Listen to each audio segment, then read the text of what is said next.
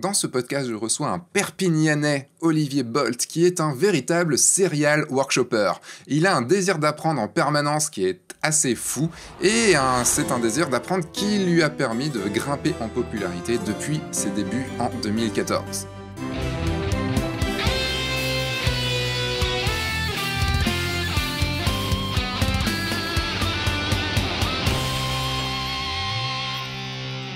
Bonjour, je suis Sébastien Roignan et vous êtes bien sur le guide du photographe de mariage, le podcast qui va vous donner les clés pour prendre votre indépendance et vivre de votre passion, la photo, et plus particulièrement la photo de mariage. Alors, cette semaine, je reçois Olivier Bolt. Olivier Bolt est un photographe, donc, comme je vous disais, de Perpignan. Donc, vous allez entendre un petit accent, bien de là-bas. Ça fait plaisir d'ailleurs d'avoir des accents comme ça sur ce podcast. Olivier va nous expliquer en quoi il est beaucoup plus facile pour lui de vendre une maison qu'un reportage photo pour un mariage. Voilà, c'est le constat très surprenant qu'il a fait en devenant photographe de mariage. Et vous l'aurez compris avec ce que je viens de dire, Olivier est un ancien commercial en immobilier et qui était aussi en auto-entrepreneur. Donc, qui va nous expliquer en quoi être commercial en immobilier et être photographe de mariage, c'est très très différent malgré le cadre qui est semblable. Et pour avancer plus vite et aller plus loin, il s'est mis à se former en continu grâce à des workshops, des livres, des vidéos ou des podcasts. Et en même temps de trouver plusieurs mentors. Est-ce qu'il faut vraiment trouver un mentor ? C'est ce qu'on verra dans ce podcast. Olivier également a une vie de famille, il a une femme qui est marathonienne, il a 2 enfants à la maison, et vous apprécierez sûrement d'écouter ses conseils pour jongler entre photographe de mariage et vie de famille. Je sais que c'est quelque chose qui peut être très compliqué vu le temps que ça nous prend. Malgré ça, son objectif reste focus sur une priorité, développer sa personnalité pour devenir un grand photographe. Une compétence qui se travaille à vie et qui lui permet à ce jour de mettre à l'aise ses mariés et d'être apprécié par tous les invités.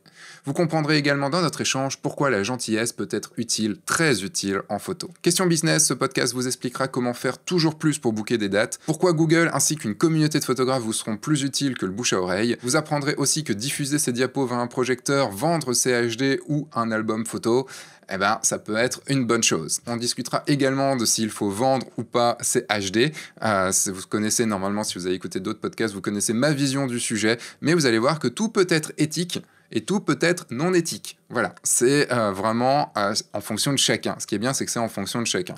Notre conversation vous fera comprendre qu'il est essentiel d'être cohérent et sincère dans votre démarche. Mon entretien avec Olivier Bolt va notamment vous permettre de savoir s'il est plus facile de parler de vos tarifs quand ils sont hauts ou quand ils sont bas, vous faire vous demander pourquoi cette photo est faite plutôt que comment elle est faite. Vous allez apprendre la technique d'Olivier pour composer avec un fond propre. Vous allez découvrir notre débat endiablé entre Sony A7R, A7R3 et Canon 5D, 5D3, 5D2, 5D3. Et enfin, vous allez comprendre pourquoi mon A7R3 a failli passer par la fenêtre il y a pas mal de temps. Voilà. Et pourquoi il reste aussi sur mon étagère depuis très longtemps. Olivier est un membre de ma communauté Oui Je Le Veux. C'est une communauté de photographes de mariage que j'ai montée avec le guide du photographe de mariage. Si vous n'y êtes pas encore et que vous voulez y participer et rencontrer plein d'autres photographes de mariage, discuter, poser des questions et puis assister à des lives exclusifs, tout ça, ça se passe en lien dans la description.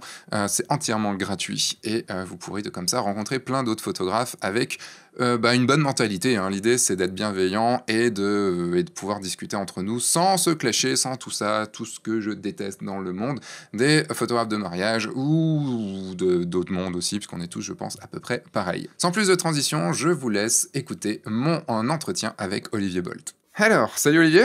Salut Sébastien, merci. Merci, je t'ai dit salut, c'est bon. J'ai une question pour commencer qui est, que normalement tu n'as jamais entendue parce que je la fais que depuis quelques temps et ils ne sont pas encore diffusés. Est-ce que tu peux te présenter rapidement ? Est-ce que tu peux faire ce qu'on appelle un elevator speech ? Me présenter, oui, elevator speech, il faut que tu me... Alors, le elevator speech, c'est en gros, très rapido, c'est tu as 2 étages. Imaginons que tu es avec quelqu'un que tu dois te présenter et quelqu'un n'a que 2 étages dans un ascenseur, le temps de 2 étages dans un ascenseur pour t'écouter. Qu'est-ce que tu dirais ? Oh, ça va vite, ça. C'est un ascenseur rapide ou plutôt lent ? C'est à 30 secondes. Ok. Très simple, je suis Olivier. Bonjour à tout le monde. Je suis photographe. Je suis sur le sud de la France, à côté de Perpignan. J'ai 2 enfants, 2 garçons qui sont Gauthier et Marceau. Une femme qui est hyper sportive et qui est orthophoniste. Et donc voilà, j'ai commencé la photo il y a une dizaine d'années maintenant, vraiment. Oh, déjà? Hop. Ah oui, non, mais on la refait. Comment tu te présenterais en termes de photographe? Tu devais te vendre à un client. Ah OK, c'est pas pareil. Non, D'accord. c'est pas pareil. Donc généralement, je me mets nu déjà, ça aide. Mais le truc, c'est ils vont se marier, donc elle veut pas changer généralement. C'est pas grave, ça peut plaire à monsieur, on sait jamais. Faut plaire à tout le monde. OK, non, bah, écoute, je suis photographe, spécialisé dans le mariage. Je suis quelqu'un d'assez, sociable et souriant. La priorité, c'est de vous mettre à l'aise, que ce soit, pendant les photos de couple ou, pendant la durée du reportage. Je mets vraiment un point d'honneur, c'est un petit peu naturel chez moi, mais voilà, d'être apprécié par tous les invités. C'est quelque chose qui se fait naturellement chez moi, donc je suis, comme j'ai dit, assez souriant et dispo. Et voilà, et après je fais des photos fun, colorées, vraiment sur le moment et sur l'émotion, donc et puis avec un petit côté artistique quand même pour pousser la chose un petit peu plus loin. On a eu le temps d'arriver au 3e étage, c'est bon. C'est parfait. C'est quoi le pseudo? Tu as 2 étages? Bah, merci pour cette présentation et donc on a pas mal de petits sujets à aborder. Donc toi, ça fait combien de temps que tu t'es lancé? Alors lancé en tant que photographe de mariage, donc mon premier mariage, ça remonte à 2014. Après le premier appareil dans les mains, c'était relativement tard. Enfin, quand je parle d'appareil, c'est vraiment un réflexe et s'intéresser vraiment à la photo. Ça, c'était plus pendant mon séjour en Australie, où je suis resté 2 ans. Et j'ai acheté mon premier réflexe à l'époque là-bas. Je suis Mmh. complètement tombé dedans et j'étais passionné assez rapidement. Et puis le mariage s'est fait plus donc en 2014 par hasard, comme beaucoup de monde, je pense. C'est une collègue de travail qui m'a demandé parce que je faisais quelques photos un petit peu pour quelques entreprises ou familles. C'est marrant, j'ai eu Euh, la même histoire ce matin. mais Ce je matin, crois que tout le monde, ouais. je faisais le podcast avec David Wan et Ouais. qui est quand même depuis assez longtemps et Mhm. il m'a dit pareil, c'est une collègue de travail qui m'a demandé, j'étais pas trop chaud et puis bon allez, j'y étais. C'est ça. Alors le prix, je vais te le dire parce que je crois que tout le monde a eu le même, c'était 500 euros.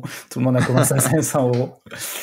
Et voilà, donc c'était il y a 5, 6 ans maintenant même. Et puis voilà, puis après ça a augmenté un petit peu, un mariage, 3-4 mariages l'année d'après, une douzaine de mariages ensuite. Et puis j'ai jamais fait trop de mariages, j'ai été quand même assez Ça sur fait une moyenne. combien? J'en fais entre 10 et 15 grand max par an. On va OK. dire entre 10 et 12 là sur les dernières années, mais j'aimerais bien en faire 15. Mmh. Voilà, parce que je prends beaucoup de temps pour traiter les photos et parce que j'ai une vie de famille aussi à côté. Ouais, c'est Donc important voilà, je peux pas être tous les week-ends et un peu mais partout. de quand donc tu faisais quoi comme boulot avant? J'étais dans l'immobilier, Mmh. donc j'étais commercial, en fait, négociateur dans l'immobilier. OK.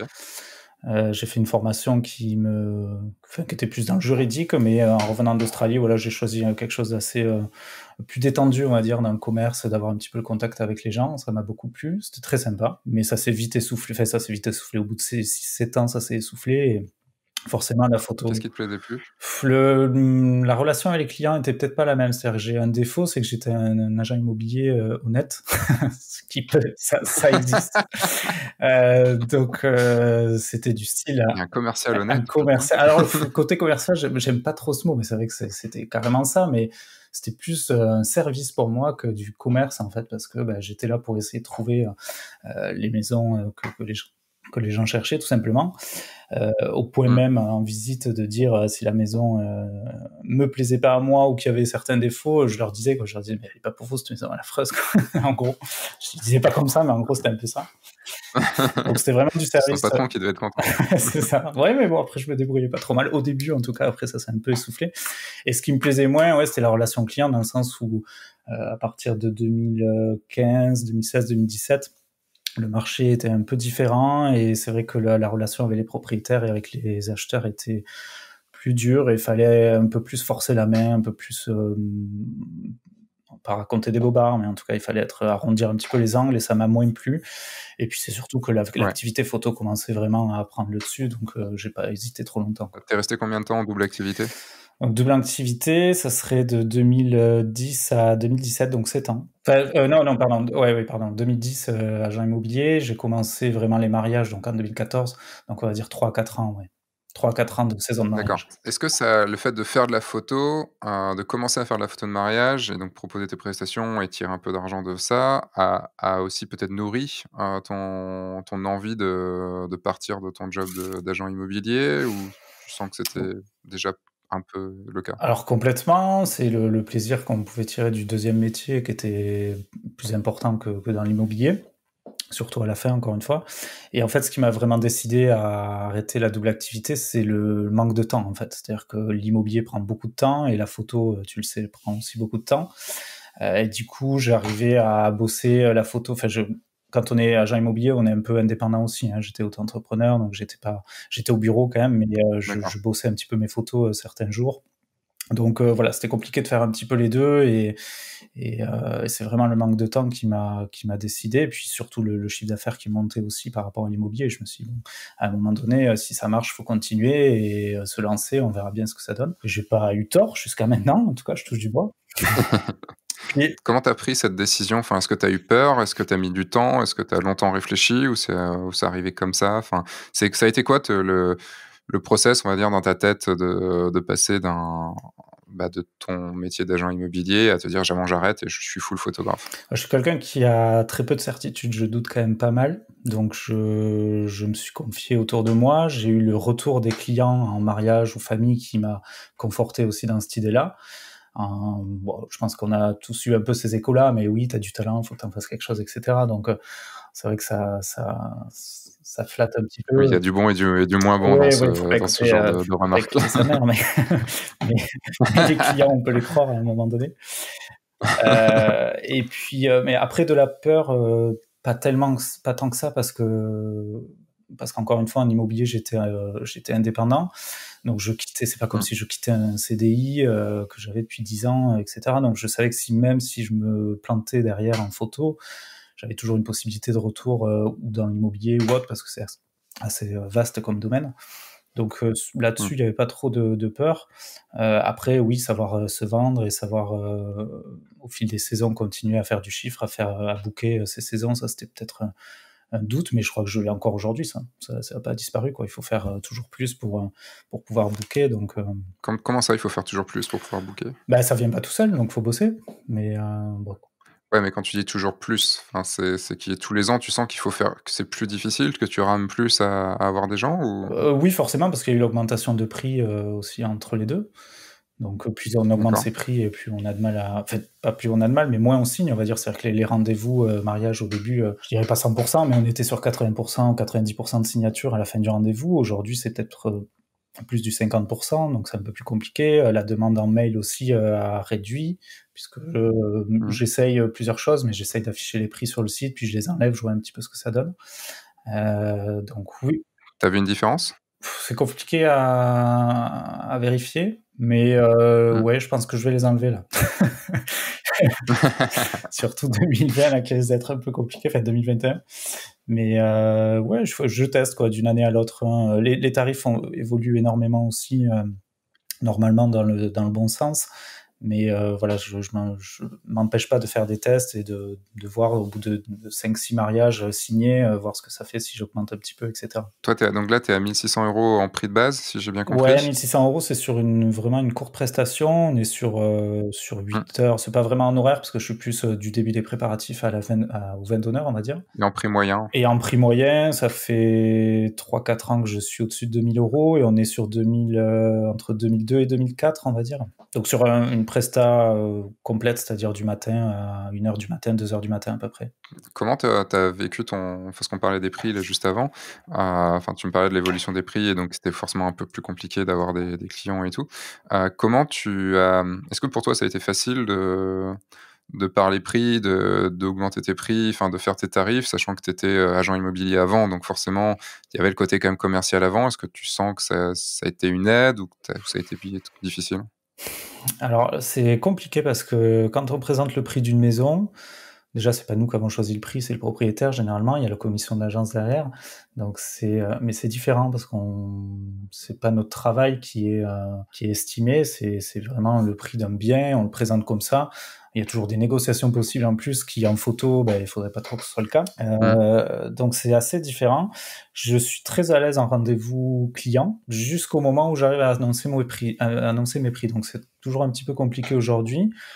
D'accord. En fait, c'est moi qui me bloque, hein, parce que ça passe très bien, ça passait très bien à une époque et je pense que les gens ont vu que le travail a évolué, donc comprennent les prix. S'ils viennent me voir, de toute façon, il y a eu un échange par mail, etc. Donc ils ont une idée à peu près des prix. Mais c'est vrai que le moment d'annoncer les prix, c'est pas le plus facile pour moi. Mais après, je suis hyper naturel en rendez-vous et j'ai pas vraiment de cheminement, de notes, etc. C'est assez naturel, c'est une discussion et je sais que j'ai appris à me connaître et à savoir que j'avais un côté sympa et disponible. Non, c'est vrai, j'ai appris je suis plutôt sympa avec moi-même et c'est cool. Je me regarde le matin, je me dis, il est sympa ce mec. Attends, il est cool là, le mec dans la glace et tout. C'est ça. Généralement, mais en fait, c'est vrai, j'ai un manque de confiance en moi en général. Mais sur ce côté-là, je commence à capter que c'est quelque chose, c'est vraiment un atout pour moi, quoi, d'être à l'écoute, en fait, d'être dispo, souriant. C'est bête, mais j'aime pas ce mot-là, mais on va dire gentil. Et ça rassure les gens. Ça rassure les gens, donc les clients ou d'autres, les familles des mariés le jour J, c'est hyper important. Sincère que gentil. Honnête. Ouais, sincère, sincère dans ce qu'il dit et dans ce qu'il pense. Mais t'as quand même, donc tu disais que tu as quand même des difficultés à montrer tes prix et à donc les assumer au final. Puisque si tu as des problèmes à les montrer, c'est pas que j'ai un problème à les montrer, mais c'est le moment le moins sympa du rendez-vous, on va dire. Après, je les assume complètement parce que je sais que le travail qu'il y a derrière, je me suis énormément formé pour en arriver là, donc j'en ai pas honte. Mais disons que c'est le moment où parler d'argent avec les clients, c'est pas mon moment préféré. Mais t'as évolué là, sur le sujet, c'était plus compliqué avant et c'est moins compliqué maintenant. C'est un peu l'inverse. Parce que parce qu'au début les gens signaient plus facilement parce que j'étais à 1 500 € et qu'aujourd'hui à 2 400 ou autre on a une clientèle qui est un petit peu différente. Alors encore une fois, je pense que c'est vraiment un blocage perso, quoi. Après je vais pas me plaindre, hein. J'ai une dizaine de mariages et c'est ce que je souhaite, donc il y a pas de souci, je les signe. Mais j'ai un peu plus à travailler là-dessus, on va dire. Après c'est pas une histoire de se plaindre, hein. C'est juste pour moi plutôt une histoire de comprendre en fait pourquoi. Qu'est-ce qui fait cette solution? Parce que moi j'ai eu un peu le sentiment inverse, parce qu'en fait, j'ai commencé, j'étais à 500 balles. Enfin, le tout premier, je l'ai fait à 500 balles pour la journée entière. Et après, donc, j'ai augmenté. Après, je pense que j'ai augmenté à la même vitesse que toi. Enfin, au bout de 5 ans, je devais être en moyenne à 2005, 3000, peut-être 2005, un truc comme ça. 5 ans, ça ferait 2015. Ouais, non, j'étais déjà peut-être au moins à 4000 peut-être. Mais par contre, ça a été de plus en plus facile d'en parler parce que je me sentais de plus en plus, on va dire, légitime dans le métier. Il y avait ce truc de, quand même, c'est le prix. C'est le prix auquel je sortirais pas en dessous. Tu vois, c'est le truc, ça m'intéresse pas de sortir en dessous, donc on y va ou on n'y va pas. Et c'était oui ou non sur ce prix. Et c'est même devenu un jeu, en fait, de montrer le prix, parce qu'il y avait ce truc derrière du ok, bon, t'as 2000 € de budget, il faut que tu signes à 4000, comment on va faire? Et tu vois, il y avait ce challenge, alors qu'à la base, j'étais quelqu'un d'extrêmement timide sur les prix. Il y a sur certaines choses, j'ai encore du mal à parler prix, mais sur les mariages, maintenant, c'est devenu super facile. Donc, c'est pour ça qu'en fait, j'essaye de comprendre aussi pourquoi tu as ce sentiment que c'est plus difficile maintenant, que tu as moins d'aisance à parler des prix maintenant. Quand je te dis, ça doit être une barrière psychologique, et là, le fait d'en parler, tu vois, je me dis que ça correspond un petit peu aussi à l'époque où je suis passé en pleine activité. Donc peut-être que je me suis mis inconsciemment une pression en me disant, bon, maintenant, il faut que tu en vives, quoi, donc faut pas se planter. Et du coup, peut-être un peu plus d'a priori sur les prix et sur la façon de l'annoncer. Ouais, donc il faut bosser là-dessus, je pense, mais c'est vrai que je suis confiant en mes tarifs, mais je les change, je les adapte un petit peu régulièrement, donc aussi peut-être que je suis un peu perdu. Quand tu dis que tu les adaptes, c'est-à-dire? Est-ce que, au niveau des prix, bon, c'est pas énorme, c'est à 100 € près, mais est-ce qu'on met les albums, est-ce qu'on met une séance engagement, est-ce qu'on met les HD, les choses comme ça, donc j'ai testé plusieurs choses là-dessus. D'accord. Pour justement savoir ce qui me correspondait, ce qui correspondait à mes clients. Là, je commence à savoir qu'il faut faire simple. En fait, j'ai fait aussi au tarif horaire, donc c'était 6h, 8h, 10h. C'est trop compliqué pour moi. Donc, puis surtout que maintenant, j'avais vraiment envie d'avoir des reportages hyper complets. Et la soirée me plaît beaucoup. Donc, j'ai envie de rester jusqu'à la soirée, donc je donne pas trop le choix. Du coup, voilà, je commence un petit peu à avoir une offre qui est bien goupillée maintenant. Tu les as changés tous les combien de temps à peu près? Tous les 3 jours. À peu près. Le mec qui doute sans arrêt. Non, mais Je sais pas, je saurais pas te donner de période, mais au moins 2 fois par an, ouais. D'accord, oui, donc Entre ça les reste réseaux. quand même, Ouais. ça reste correct. Ouais, mais je pense que l'idée, c'est d'avoir voilà, 3 ou 4 offres, ou même une offre, mais bien goupillée, et chaque année Mmh. de monter tout simplement le panier moyen, quoi. Ouais, après tu peux changer aussi si tu vois que tu sur tes clients, ça comment dire? Ça, qu'il y a un truc qui marche pas sur tes clients parce que c'est trop compliqué ou que tu arrives pas à C'est ça. l'expliquer ou autre. C'est sûr que là, il vaut mieux le changer et l'adapter parce qu'on a tous des clients qui sont différents et qui certains enfin, tes clients vont réagir à une chose, mes clients vont réagir à une autre et puis voilà, quoi. C'est ça. Donc là, tu es à l'heure ou tu es Non, là, je au suis en moment? forfait complet. Donc, c'est début au préparatif. Donc, ça dépend un petit peu les mariages. Mais en général, je commence sur les coups de 11 heures du matin, on va dire, sur les cérémonies classiques en mairie, église ou même cérémonie laïque. Mmh, Et donc, je suis censé finir à 1 heure du mat. Je finis plutôt sur les 2 heures, 3 heures. Euh, d'accord.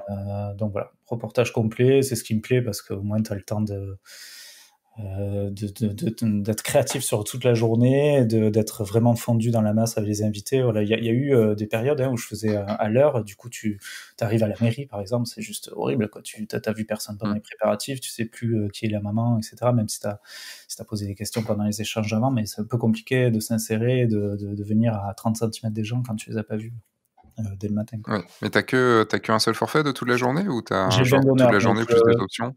j'ai le vin d'honneur. Après, oui, j'ai les options en plus, donc les séances engagement ou les séances day after. Et voilà, j'essaie de les intégrer parfois aux formules aussi, parce que Mmh. la séance engagement était beaucoup intégrée au début quand j'ai commencé. Et j'adorais ça. Et ça me manque aujourd'hui. J'ai moins de séances couple et je trouve ça. Enfin, c'est un moment où je peux être vraiment créatif et on met les gens en confiance, donc c'est assez chouette.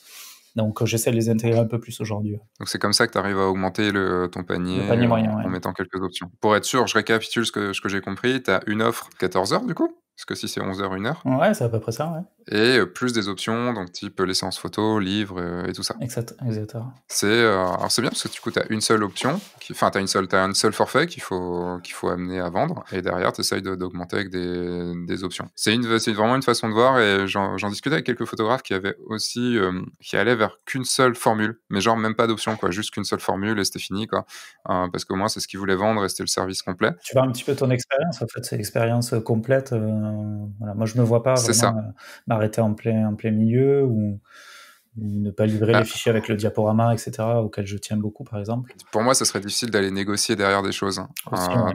Je tu vois, genre offrir 1 heure de plus ou un truc comme ça pour les finir de les convaincre, dans le sens où, tu vois, s'ils sont pas du tout partants pour une day after, bah, c'est pas en leur offrant une day after que déjà c'est un coût pour toi et enfin, c'est du temps et donc c'est un coût et si ça les intéresse pas, ça les intéresse pas et donc c'est assez difficile c'est une façon de toute façon, c'est une façon de faire et si c'est une façon de faire qui te convient, c'est ça le principal Bah, je vais et changer qui dans marche. 3 jours, de toute façon, donc on verra bien.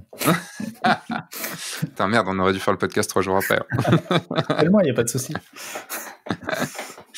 Et juste d'un point de vue aussi, quand tu t'es lancé, quand tu as pris la décision de te mettre à plein temps et tout sur la photo, est-ce que tu as fait, des genre une étude de marché, un prévisionnel, savoir à peu près combien il te fallait qu'il te fallait gagner pour pouvoir vivre? Enfin, est-ce que tu as essayé de la jouer, on va dire, pas réglo, mais Bien bien préparé. dans ce qu'il faut faire? Ouais, bien préparé ou tu y étais genre YOLO, c'est bon, c'est parti, quoi? Absolument pas, ouais. Enfin, je suis parti un peu la fleur au fusil, ouais. En fait, D'accord. comme j'avais cette transition double activité, pleine activité, je savais le chiffre que je faisais déjà, donc j'étais assez confiant là-dessus. Il a augmenté Mmh. forcément quand je passais à plein temps. Tu faisais combien, comme chiffre, au moment où tu es passé? Au moment où je suis passé, je devais être à 20, ouais, c'était pas en double activité, je devais être à 20 000 ou quelque chose comme ça. D'accord, mais 20 000 que pour la Que photo? pour la photo, ouais. Ouais, c'est déjà pas mal, ouais. C'était déjà pas mal, ouais. Et puis après, j'ai continué à augmenter sans trop. C'est ça le problème aussi, c'est que au début c'était assez simple dans le sens où je faisais beaucoup de bouche à oreille. Mmh. J'étais pas super présent, enfin j'étais pas du tout présent sur Google même. Facebook, ouais, mais c'était pas forcément la clientèle qu'il y avait derrière. Mmh. Instagram n'existait peut-être pas à l'époque d'ailleurs. Donc voilà, c'était vraiment du bouche à oreille et ça marchait très bien comme ça, donc j'étais assez confiant là-dessus aussi. Et Mmh. puis voilà, après j'ai 36 ans aujourd'hui, donc mon entourage a vieilli, donc se marie peut-être un petit peu moins que les jeunes de 25 ans, on va dire. Donc le bouche à oreille s'est un peu atténué là-dessus. Et donc du coup, j'ai dû bosser un petit peu plus pour être présent. Mais ça m'a pas empêché de monter le chiffre. Voilà, j'ai dû bosser plus, mais bon, c'est Ouais. ce que je voulais aussi, hein, c'est avoir plus de temps pour développer d'autres choses, notamment le site internet ou Instagram ou autre. Qu'est-ce que tu as fait concrètement, comme action pour pouvoir, du coup, aller vers des gens qui te connaissaient pas, puisque qui n'étaient pas dans ton réseau, proche ou semi-proche? Puisque donc ce que tu disais, c'est que tu le bouche à oreille, donc plutôt les gens autour de toi et des gens qui te connaissaient, enfin et qui connaissaient ceux qui te connaissaient, qui connaissaient ceux qui te connaissaient, qui te connaissaient, enfin qui connaissaient ceux qui te enfin bref, on s'en fout. Le qu'est-ce que tu as entrepris comme action? Est-ce que genre tu as testé un petit peu plein de choses ou tu as suivi, des formules préfaites que tu as pu voir dans des formations? Enfin comment ça a géré? C'était plus, j'ai essayé de mener un petit peu tout de front, en fait. C'est être D'accord. présent, en communication de manière générale. Alors je t'avoue que je suis très mauvais sur, le fait d'aller démarcher les domaines ou les wedding planners ou les choses comme ça. Ça aussi encore, c'est un blocage peut-être dans ma tête, mais je me dis que mes photos correspondent pas forcément à ce qu'attendent des wedding planners, par exemple. Mmh. Niveau déco et cetera, je prends 4 photos dans la journée pour faire plaisir aux mariés, mais ça s'arrête là. Je suis vraiment axé sur le reportage, les gens et l'émotion, donc c'est vrai que je vais pas passer 15 ans sur un bouquet de fleurs. Donc voilà, peut-être que ça leur plaît un petit peu moins, donc j'ai travaillé avec quelques-unes, quelques fois, mais sans plus.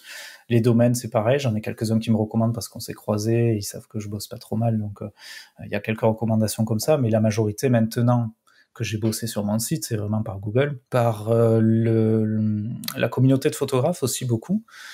J'ai commencé à participer un petit peu aux concours internationaux et du coup, bah, ça rapproche un petit peu des photographes français qui sont présents là-dessus. Et donc, on se renvoie pas mal de doublons et de disponibilités comme ça, donc ça aide aussi. Et Avec un petit réseau de photographes ou juste c'est genre t'es dans un groupe où, il y a beaucoup de monde et ouais, c'est un petit groupe de photographes qui sont un peu axés sur le même style de photo, on va dire, un petit peu. mais vous êtes combien? C'est juste, la question. Vous êtes combien dans le groupe? On est une trentaine, hein, quelque chose comme ça.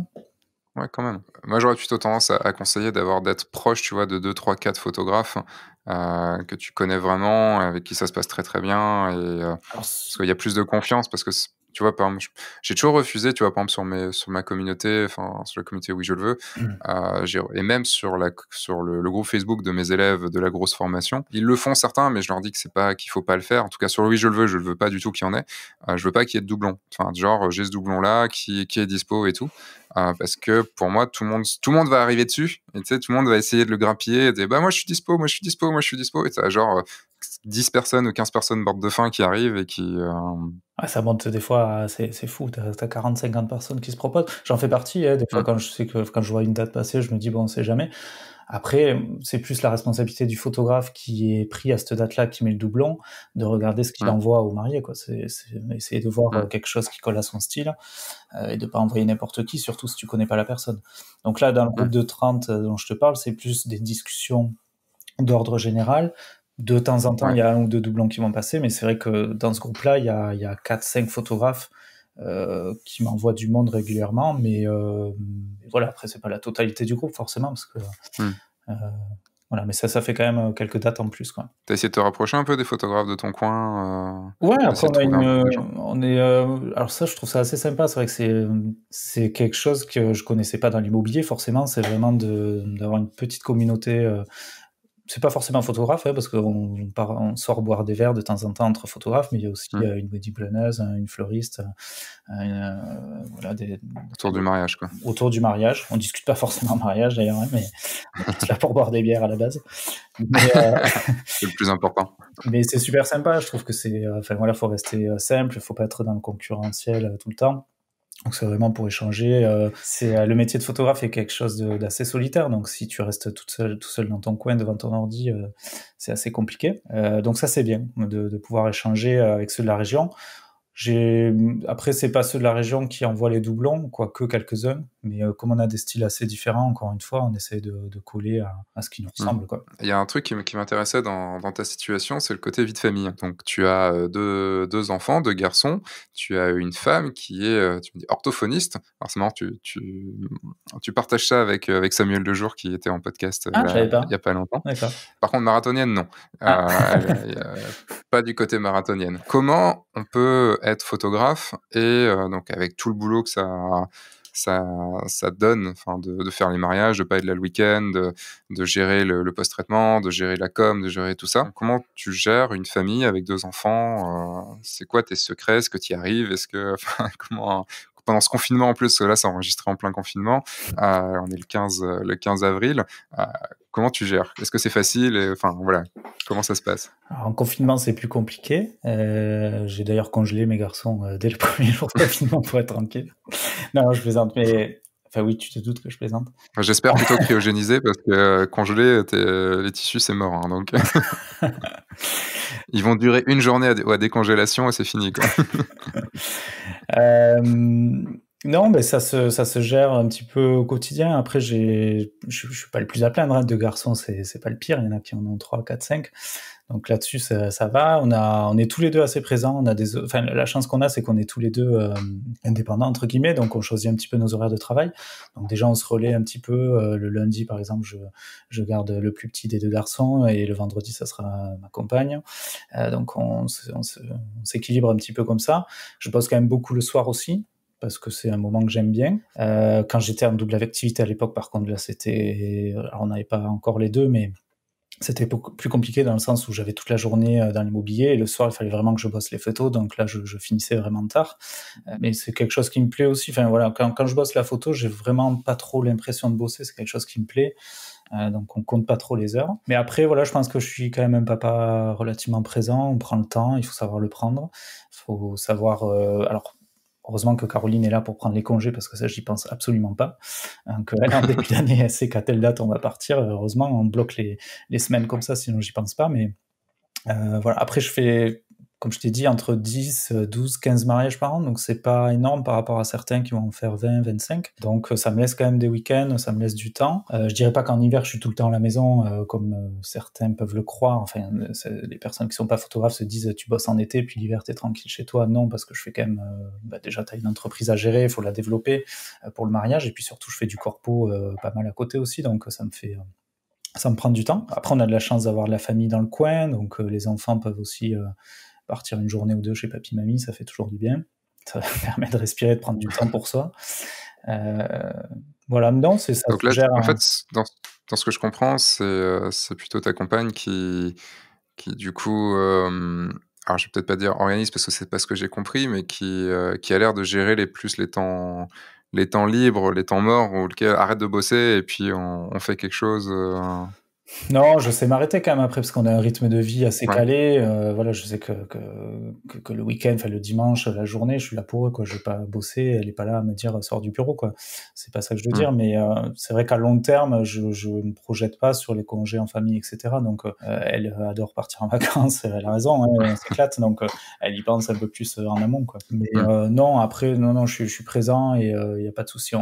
C'est un équilibre à avoir. Voilà, là, en confinement, tu vois, elle bosse quand même un petit peu. Moi aussi, j'essaie de bosser, donc c'est un emploi du temps à faire. Voilà, c'est 2 heures chacun le matin, l'après-midi, ça dépend, il y a les siestes, etc. Donc, tu arrives à te débrouiller pour bosser toujours un petit peu, ouais. Est-ce qu'il faut une grosse coopération entre vous 2 pour bien gérer? Enfin, c'est vraiment des questions que je me pose parce que comme moi j'ai pas ça à la maison, j'ai pas à vivre ça à la maison, donc je ne sais pas.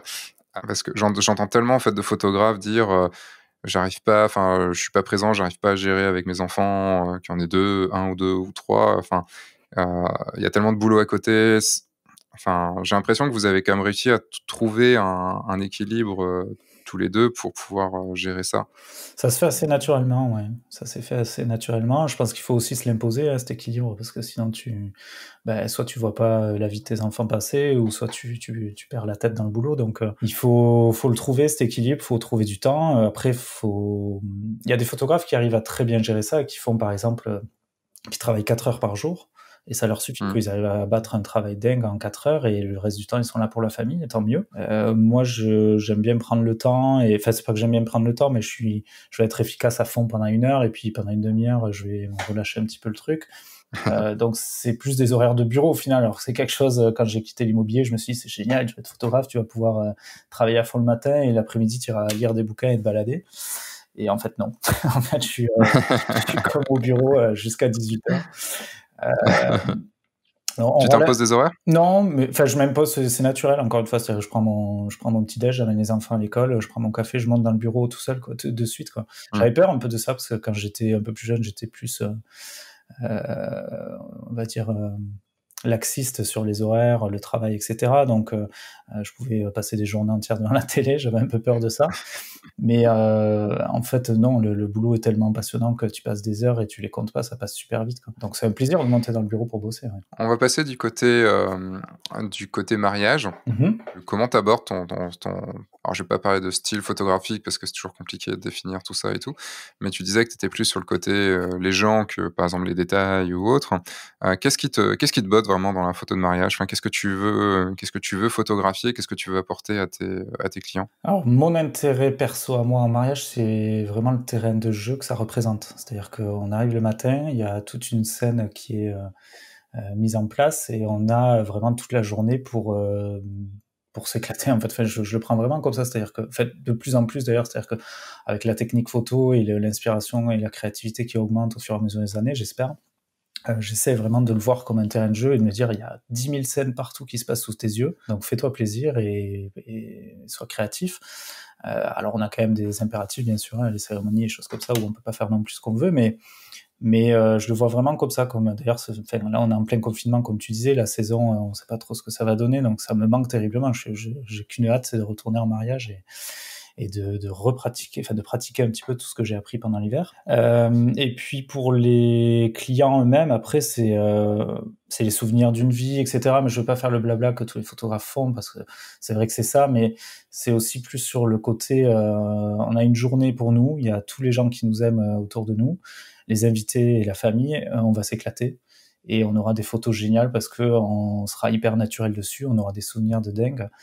Et voilà, c'est ça qui est important pour moi. Et quand je fais le diaporama à la fin du traitement des photos pour leur montrer une sorte de best-of, un petit peu du mariage, c'est énorme, quoi. Enfin, quand tu les regardes réagir à ça, c'est assez dingue l'émotion qu'il y a. Et Tu les fais venir chez toi pour qu'ils voient le ouais, diaporama? depuis peu, enfin, je les ai fait venir quelques fois, mais avant, je faisais ça sur un petit écran d'ordi. Là, j'ai investi sur un petit écran, enfin un grand écran et un rétroproche, et c'est quand même fou, quoi, la différence que ça fait. Et voilà, après sur les vidéos, je me donne beaucoup de mal, j'essaie de faire ça bien, en rythme, etc., pour qu'il y ait l'émotion avec, bien sûr. Mmh. Et ça marche, quoi. C'est tout le monde, d'ailleurs, là j'ai eu une demande hier d'une cliente qui m'a dit est-ce qu'on peut avoir le diapo, enfin, est-ce que tu peux reprolonger la galerie, parce qu'on montre pas les photos, en fait, on montre le diapo, parce que c'est tellement plus facile à regarder déjà, et puis tu as l'émotion compacte en 3 minutes. Mmh. Bon, les photos sont importantes derrière aussi, bien sûr, mais voilà, c'est quelque chose qui est assez condensé en émotion, et j'aime bien délivrer ça. Ouais. Quand tu dis prolonger la galerie, les galeries ont un temps défini que tu proposes? Ouais. Ça peut être 3 mois pour des séances famille ou même moins, selon les séances. Et sur un mariage, je pars sur 3 mois, ça peut être 6 mois. Et il y a certains prestataires, enfin fournisseurs de galeries maintenant, qui offrent même une option d'abonnement. Première raison, c'est pour augmenter le panier moyen des photographes. En fait, c'est-à-dire que tu proposes au client de payer un abonnement, tu définis le prix, mais ça peut être 60 € par exemple, pour prolonger la Mmh. galerie pendant 1 an et qu'il puisse accéder aux photos, etc. Donc pourquoi pas, ça peut être intéressant. D'accord. Enfin, tu vois, il y a des choses en fait il y a certaines choses en fonction des photographes qui, tu vois, comme avant, certains, bah, donnent les SD et vendent les HD à côté. Ouais, des choses comme ça où je suis pas forcément, enfin, je suis pas pour moi, ça fait pas partie de mon éthique. Après, c'est marrant parce que j'en discutais aussi avec un autre photographe de ma communauté qui lui disait qu'il y avait des choses que je faisais qui étaient pas éthiques, ou autres, et du coup, c'est assez drôle d'échanger les points de vue, de ce côté-là, quoi. Donc toi, tu fais payer le fait que la galerie dure Je plus le fais pas, longtemps? mais là, ça vient C'est des d'être choses auxquelles tu proposé là par penses? mon fournisseur de galerie, et je me suis dit: «C'est pas bête comme solution». Mmh, Après, c'est comme tout, tu vois, comme tu disais, les HD, SD, je l'ai testé aussi et j'étais pas à l'aise avec ça non plus. C'est-à-dire que mmh, je sentais que c'était compliqué de retenir des fichiers. Alors c'est vrai qu'après, il y a des arguments pour, des arguments contre, et tu en as d'autres qui ne vendent les HD, enfin qui donnent le HD que quand ils ont livré l'album, quand il y a une mmh. commande d'album. Ça s'entend aussi parce que les clients vont pas forcément utiliser le HD. Au final, ça reste sur une clé USB, ils en font rien, donc pourquoi pas plutôt proposer un album dont ils vont profiter pleinement. Et à ce moment-là, tu leur files les HD s'ils veulent faire autre chose avec. Mais après, c'est une éducation du client à faire, et il faut croire en ce que tu proposes et savoir le proposer aussi. Ouais, faut être cohérent et sincère dans sa démarche, en fait. Ouais, Je pense que tout peut être pris, d'une façon, non éthique et tout peut être pris de façon éthique. Tout dépend le pourquoi on le fait et qu'est-ce qu'on propose aussi à côté. Enfin, puis c'est marrant, on voit toujours chez l'autre ce qui va pas alors que chez nous on exactement. le voit pas forcément. Ça, faut jamais Exactement. Et l'oublier. puis, il y a vraiment de tout dans la nature, donc je pense que chaque client, il trouve son compte après. Donc Mmh. voilà, si ça leur plaît pas, ils iront voir quelqu'un d'autre et ils seront plus sensibles à d'autres choses. En voyant tes photos, surtout, là, je suis sur ton Insta, par exemple, j'ai l'impression que tu fais pas mal poser, enfin, surtout pour les photos de couple, parce que je vois beaucoup de photos, mises en scène, on va dire. Dans le Ah, sens c'est où, marrant ça. tu les as forcément placées à cet endroit. Après tu les as fait vivre d'autres choses, mais tu les as forcément fait placer à certains endroits. Je pense, par exemple, bon, après c'est très je vais pas dire à la mode parce que sinon on va me tomber dessus encore après. Mais ça se voit beaucoup sur du Fearless ou des trucs comme ça, des photos, ah non, je suis pas sur ton Insta, pardon, je suis sur ton MyWed. Le, Sur Insta de notre photographe, c'est pas moi ça. ouais, c'est bizarre, c'est pas toi. Non, par exemple, tu as une photo où tu as le marié asiatique en premier plan avec le soleil qui passe à travers entre ses bras, et puis tu as la mariée dans le fond, avec la coiffe qui part sur le côté. Ah oui, C'est des photos extrêmement posées, ou alors il y en a une, où tu as le couple, à fond jaune, lui est dans le sombre, ah oui. à droite, et elle est dans le clair à gauche. Enfin, c'est un truc que je trouve qu'on voit beaucoup, beaucoup, beaucoup dans les côtés Fearless et tout ça, parce que c'est ce qui remonte, parce que c'est ce qu'ils aiment et c'est ce qui remonte beaucoup. Comment ça se passe, tes séances photos de couple comme ça, Alors, il y a une différence entre les séances, alors quand je dis séance, enfin, la séance portrait, en fait, hein, donc soit le jour du mariage ou avant ou après, peu importe. Mmh. Je mets ça dans le même panier, et puis le reportage, forcément, qui est différent. Mais en fait, c'est marrant que tu dis ça parce que le retour que j'ai, justement, soit des clients ou soit de photographes qui me connaissent un petit peu, c'est justement que ce qui se retrouve beaucoup dans mes photos, c'est le mouvement. Mmh.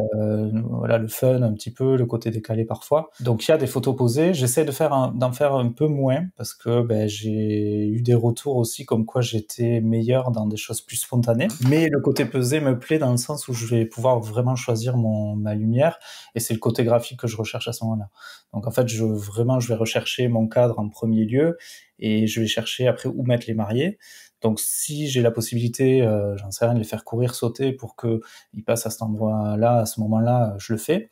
Mais si c'est quelque chose de hyper millimétré, entre guillemets, comme là j'ai une photo sous les yeux où je suis à Cité de Carcassonne, donc à côté de Toulouse, avec la cité médiévale en fait, et il y a les mariés qui sont vraiment intercalés dans les créneaux. Mmh. C'est pas les créneaux d'ailleurs, je crois que c'est les machicoulis, à chaque fois je confonds.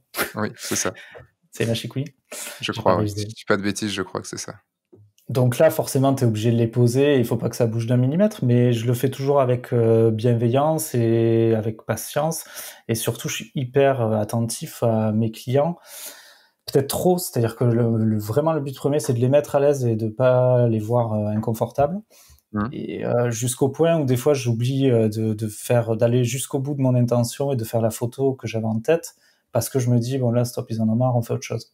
Ouais. Donc ça, c'est un truc que j'essaie de corriger aussi. Mais non, je pense qu'après, il y a poser face à face, main dans la main, avec une montagne derrière, ça, je le supporte plus parce qu'on le voit partout, effectivement.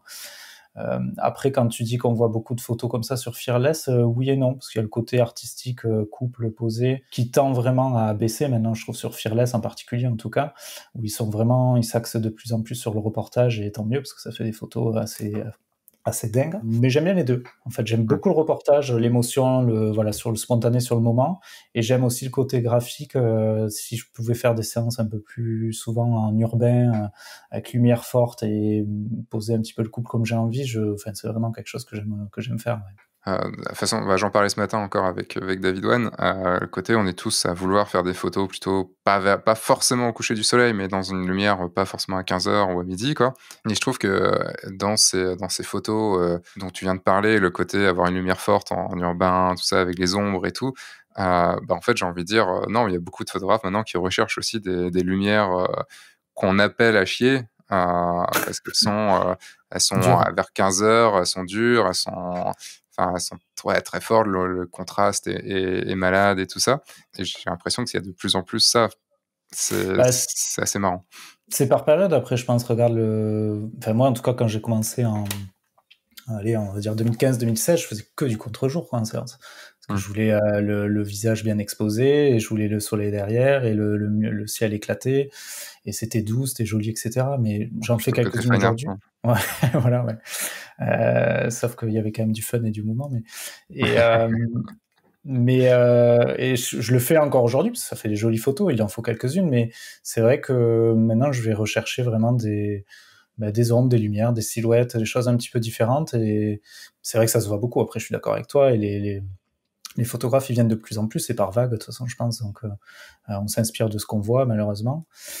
Enfin, il y a des choses qui sont très bonnes, mais il y a des choses qui le sont moins. Mais Quelle est ouais, ta relation d'ailleurs aux réseaux, enfin, aux réseaux sociaux par rapport à ce qu'ils montrent, aux différentes modes qu'il peut y avoir et tout? Enfin, est-ce que tu sens que tu te laisses influencer? Est-ce que tu t'es laissé influencer par le style, par exemple, Fearless? Enfin, comment ça alors, s'est si je passé? pouvais jeter Instagram demain, je le ferais. Parce que Ouais, j'en peux plus de ce réseau. Parce que c'est très compliqué à bosser et j'en peux plus de voir passer les choses. Après, j'essaie de me désabonner de tu peux toujours le photographie de cacher, ouais. mariage. Ouais, voilà. Enfin, ouais, le cacher et puis même voir autre chose, quoi. Il y a une Mais option Flourdine qui marche très, très bien. ouais, ben moi j'ai désactivé toutes les notifs et tout déjà parce que c'est juste pas possible d'allumer le portable toutes les 2 secondes. Et tu passes des heures. En plus, c'est ça le problème. Tu te dis tiens, il faut que j'aille faire un truc sur Facebook et au final, tu passes 1 heure à faire autre chose, quoi. Oui. Mais inspiré par ce qui se passe, oui, forcément indirectement, parce que j'en bouffe un petit peu comme tout le monde. Mais j'essaye de m'inspirer de beaucoup de choses différentes. Je suis très axé sur le cinéma, donc les lumières qu'on peut voir au cinéma, dans certaines séries ou autres. Je pense que indirectement, je les intègre et je les ressors à un moment donné. Après, je te dis pas que je vais dire, je vais voir un truc, je vais me dire, tiens, la prochaine séance, faut que je fasse ça. Mais c'est des choses que j'ingère régulièrement et qui ressortent à un moment donné.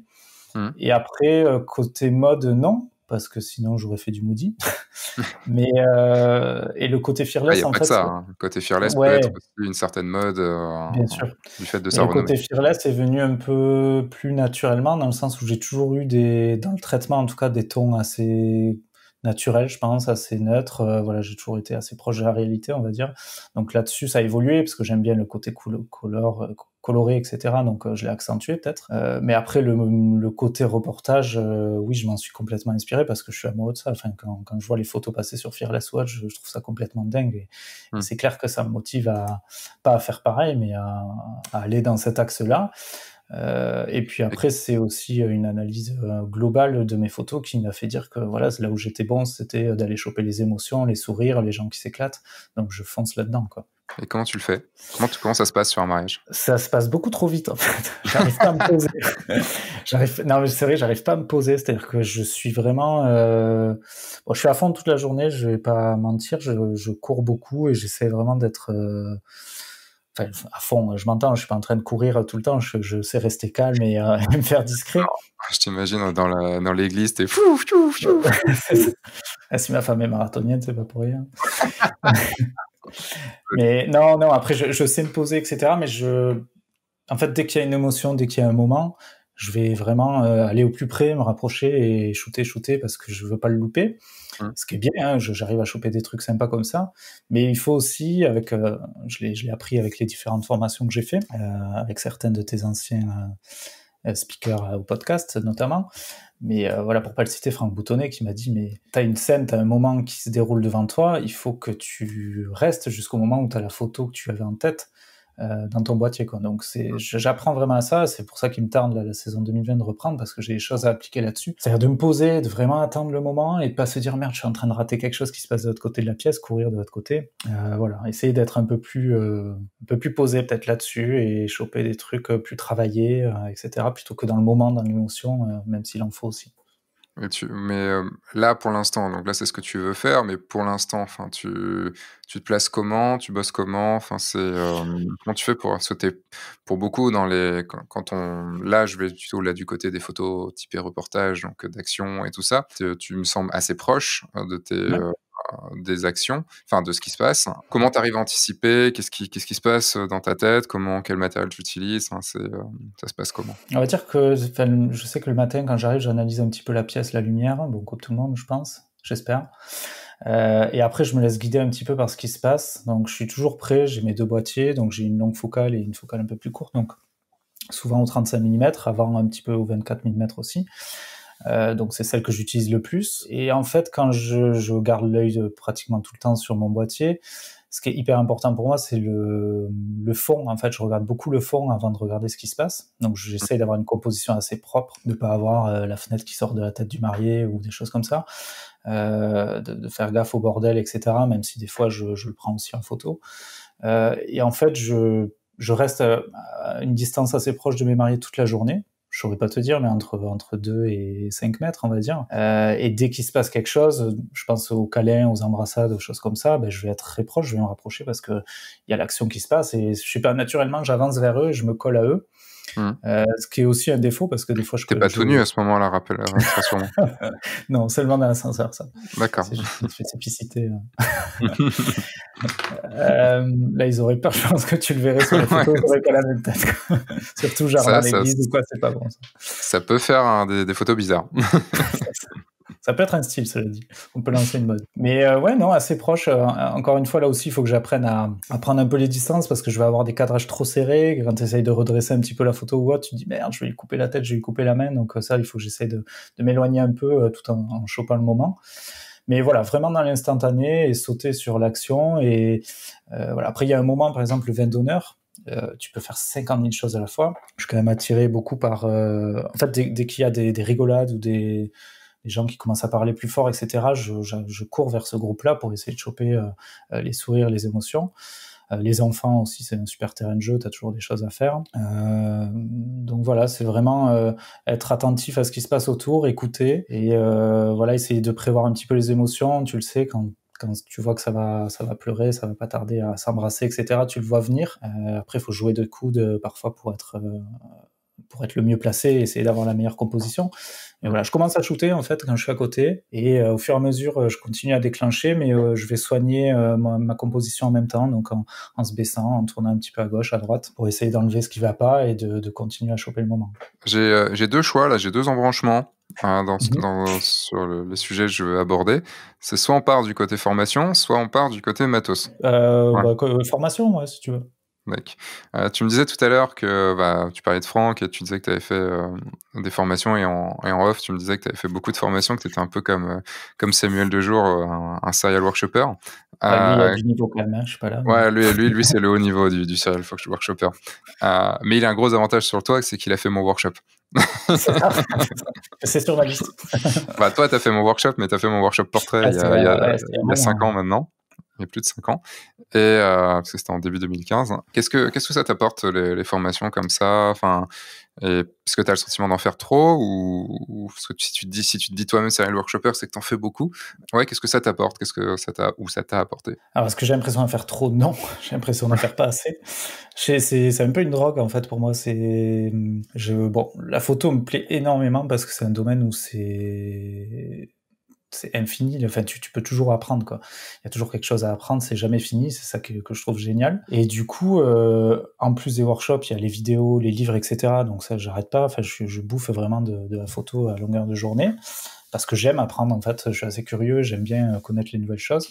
Et puis les workshops, ce qui me plaît, c'est quand c'est des workshops vraiment techniques, donc faciles à digérer. Les trucs philosophiques, etc., j'en ai fait quelques-uns, mais voilà, une fois que tu sais un petit peu ce que tu veux et que tu t'es cherché, je pense qu'au bout d'un moment, tu passes à autre chose, même si ça fait réfléchir et il faut toujours se remettre un petit peu en question sur certaines choses. Mais voilà, je suis hyper friand des workshops où on va te dire, voilà, là c'est une photo, j'étais là, il y avait la lumière comme ça, j'ai fait ça. Voilà. La démarche en fait pour faire une photo réussie, c'est ce qui me motive vraiment en workshop. Donc de comprendre comment le photographe ce qu'il avait en tête pour faire cette photo et quel était le cheminement pour y arriver. Et tu trouves que c'est un workshop technique, ça? Bah ouais. Moi, si je rentre dans la tête si je fais des workshops, de toute façon, ce serait uniquement pour ça. C'est pour. Après, moi, ça va, j'ai les podcasts pour rentrer dans la tête des gens, donc ça me va. Mais ce qui m'intéresse, moi, dans les formations, c'est de rentrer dans la tête du formateur ou de la formatrice pour pour comprendre, en fait, que le pourquoi il ou elle fait ce genre de photo. Ouais, même c'est le pourquoi et c'est pas le pourquoi, comment, après, quoi. Ouais, et puis le pourquoi, tu peux vite partir sur un truc, bah, j'ai une vie compliquée, un truc, donc j'ai une sensibilité, machin. Ce qui peut être super intéressant, c'est vrai, on s'y retrouve et on a des choses à apprendre, mais Qui m'intéresse en fait, c'est pas ah le ouais? comment c'est pas le comment il a fait cette photo parce que enfin, en fait, j'ai envie de te dire si, après ça n'engage que moi, hein, mais c'est, si c'est juste expliquer comment tu l'as fait, bah, tu as un mode d'emploi, tu reproduis et puis basta quoi.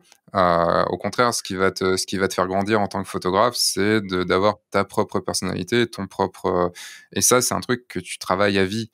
Tu vois, tu parlais un peu de développement personnel et tout ça. Bon, il y a un moment, le développement personnel, c'est bien beau et une fois que tu as compris des bases, oui, il y a pas forcément besoin et quand tu disais une fois que tu as réfléchi un petit peu, ouais, je suis pas entièrement d'accord dans le sens où, tu évolues, ta vie évolue et je pense que tu pas encore eu assez peut-être d'années derrière toi pour le comprendre aussi.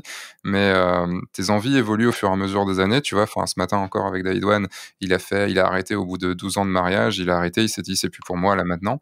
Peut-être plus tard, mais c'est plus pour moi. Tu vois? Les envies évoluent. Si tu l'aurais demandé il y a 5 ans, c'était peut-être pas ça, quoi. C'était Bien sûr. sûrement pas ça. Enfin, pour ma part, savoir comment est fait une photo, je m'en fiche parce que je pourrais limite le comprendre moi-même. Enfin, il y a juste à regarder la photo, analyser d'où est la lumière, se dire: «Tiens, là, ça a l'air d'être de la lumière naturelle, là, c'est pas de la là, c'est de la lumière artificielle». Techniquement, c'est faisable chez toi en regardant la photo. Après, de savoir pourquoi il a fait la photo, je trouve ça bien plus intéressant.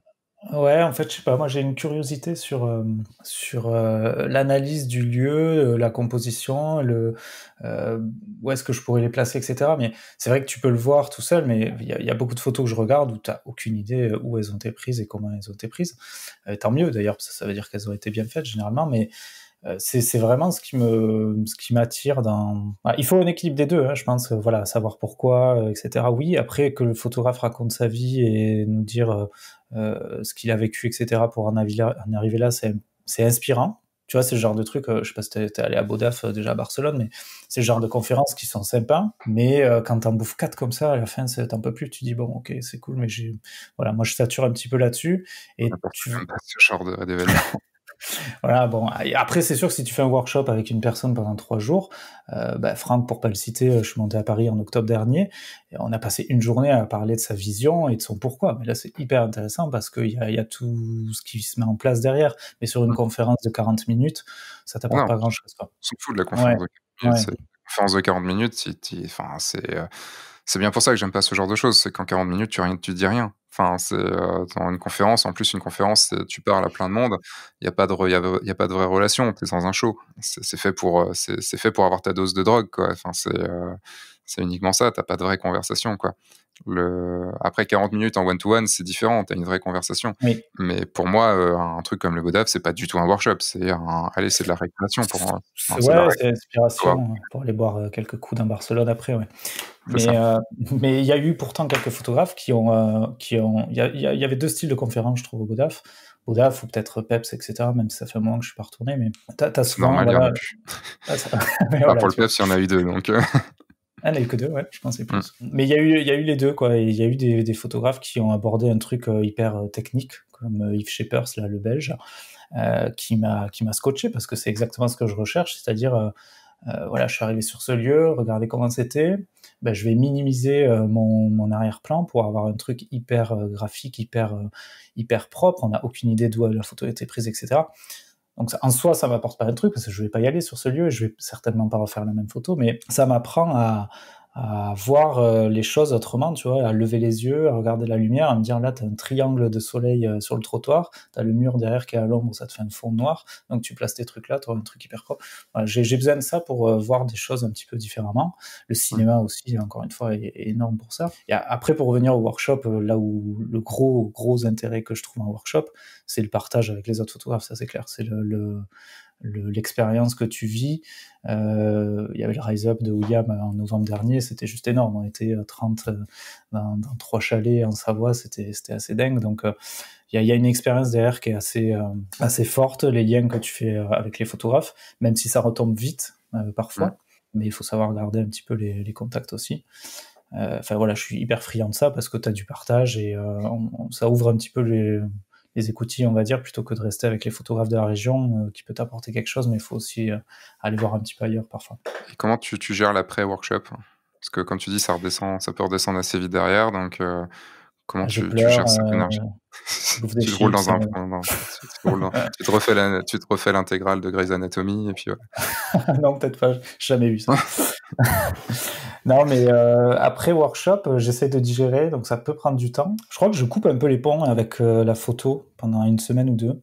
C'est bête, mais comme tu en as bouffé à fond pendant une semaine, tu as envie de prendre un petit peu les distances, de laisser le temps au cerveau de digérer un petit peu tout ça. Et après, c'est essayer de mettre en place assez rapidement tout ce que tu as appris, ou en tout cas ce que tu as retenu, parce que tout ne fait pas du sens pour toi, mais ce qui fait écho, voilà, faut essayer de le mettre en application assez vite derrière. Voir ce que ça donne. Encore, c'est des choses à tester au fur et à mesure des saisons. Puis surtout, je regarde la date du prochain workshop pour savoir quand est-ce qu'on peut y retourner, quoi.